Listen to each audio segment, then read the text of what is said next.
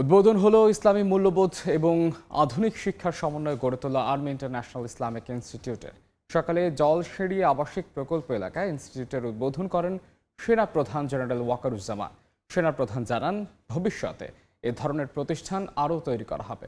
Video কনফারেন্সের মাধ্যমে বরিশাল, সাভার, বগুড়া, সিলেট, চট্টগ্রাম, কুমিল্লা এবং যশোরে প্রতিষ্ঠিতব্য আর্মি ইন্টারন্যাশনাল ইসলামিক ইনস্টিটিউটের ভিত্তি উন্মোচন করেন তিনি। অনুষ্ঠানে সেনা সদরের প্রিন্সিপাল স্টাফ অফিসার, বিভিন্ন ডিভিশনের জেনারেল অফিসার কমান্ডিং, ঊর্ধ্বতন সামরিক কর্মকর্তা এবং প্রতিষ্ঠানের সঙ্গে সংশ্লিষ্ট বিশিষ্ট ব্যক্তি, শিক্ষক, শিক্ষার্থী সহ অভিভাবকরা উপস্থিত ছিলেন।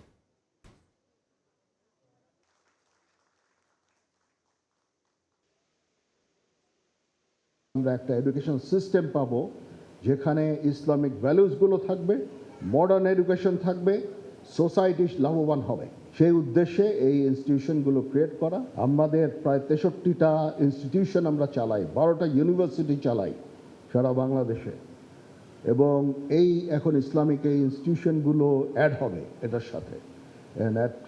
এবং আমি আমাদের যেই স্কুল কলেজগুলো আছে সেটার ক্যাপাসিটি আমি ডাবল করতে বলেছি, এবং এটা 2030-এর মধ্যে